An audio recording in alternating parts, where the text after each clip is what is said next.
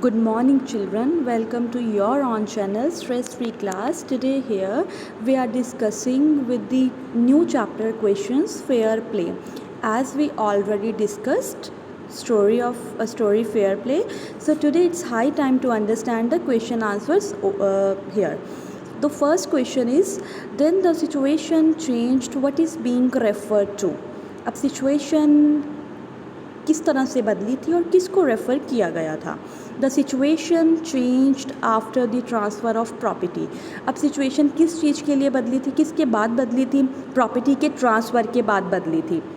अब जुमून अपना प्रॉमिस पूरे कम्प्लीटली भूल चुके थे to look after his old aunt. He as well as his wife began to ill treat her.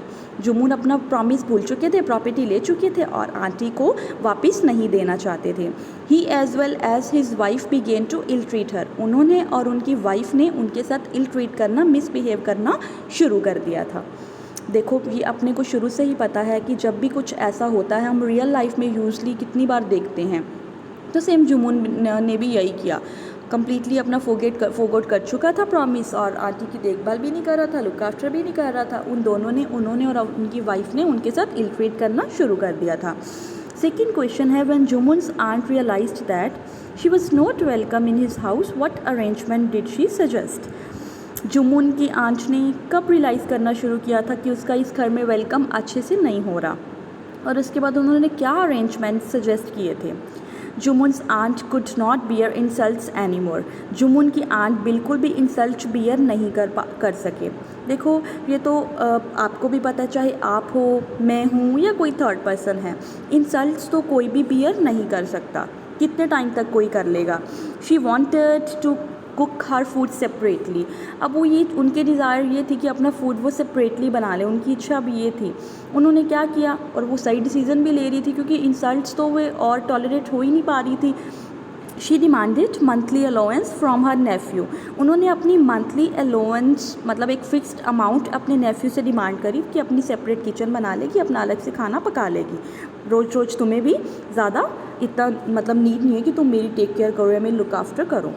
So next question है, what was the villagers reaction when the aunt explained her case to them? Villagers का क्या reaction था जब aunt ने अपना पूरा case explain किया? The old women went to several villages. Old women कई विलेजर्स के पास गए, उन्होंने अपना केस को एक्सप्लेन किया। देखो, हर किसी का अपना व्यू है, हर कोई अपने तरीके से व्यू देगा, नेगेटिव भी पॉजिटिव भी, क्योंकि एक कॉइन के हर कॉइन के दो एस्पेक्ट्स हैं, पॉजिटिव भी नेगेटिव भी। तो इस तरह उनको गेट देयर सपोर्ट, उनको अपना कई जगह से सपोर्ट मिला।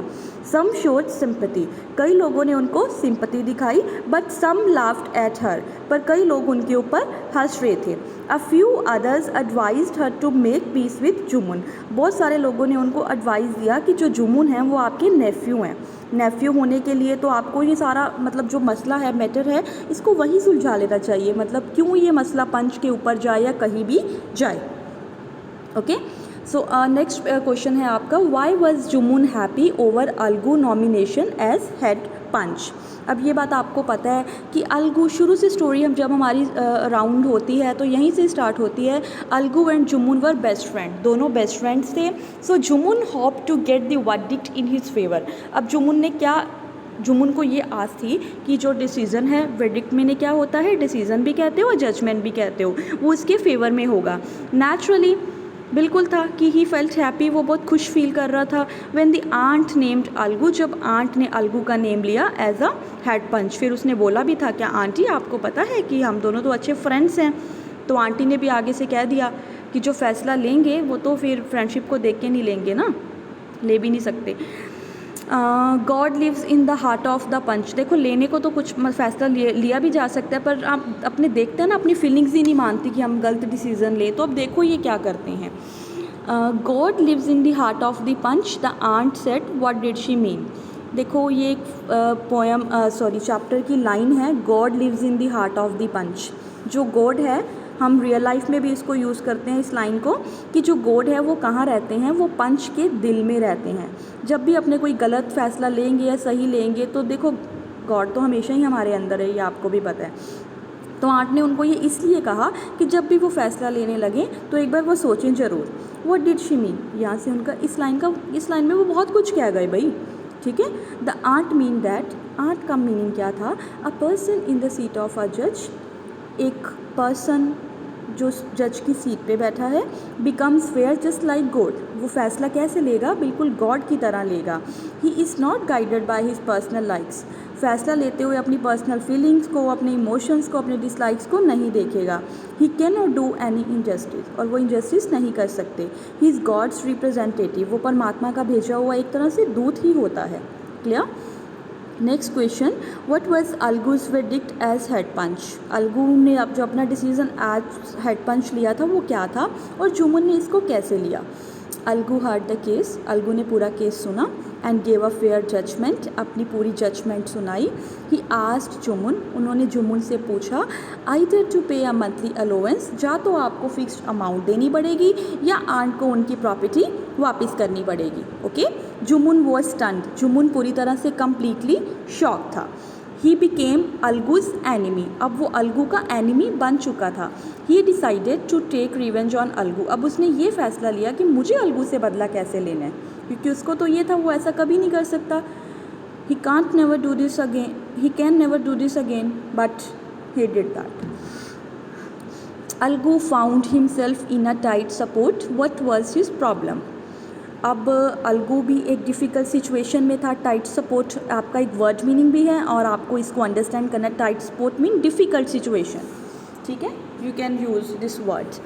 Algu sold his bullock, Algu ने अपना बुलक समझू साहू को बेच दिया। समझू साहू कौन था, एक कार्टमैन विलेजर था, विलेज का एक कार्टमैन था। साहू प्रॉमिस, साहू ने उससे प्रॉमिस किया कि वो 1 मंथ के अंदर ये वापस कर देगा। But during this period he took so much from the animal that he died, उसने उस एनिमल से इतना काम लिया कि वो 1 ही मंथ के अंदर उसकी मतलब वो डाइड हो गए। साहू बिकेम डिसऑनेस्ट, अब साहू बेईमान बन गया। He refuse to pay the money, उसने मनी वापस करने के लिए, मनी देने के लिए क्लियर ही मना कर दिया, भी मैं दूंगा ही नहीं, क्योंकि वो डाइड एनिमल की कौन सी money.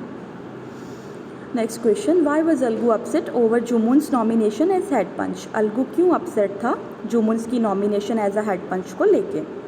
Algu was upset, Algu बहुत अपसेट था, क्योंकि Jumman was already annoyed with him, क्योंकि जुमुन पहले ही उससे बहुत अनॉय था, निराश था, है ना। So he thought Jumman would take his revenge, अब उसने सोचा कि जुमुन से बदला लेने का मतलब यही मौका है, उसके माइंड में ये वाली चीज़ आई। ये वाला थिंग आया। What was Jumman's verdict as head panch, how did Algu take it. देखो Jumman's verdict was that Sahu would have to pay the price of, देखो फ्रेंडशिप अपनी जगह होती है, जस्टिस अपनी जगह होती है।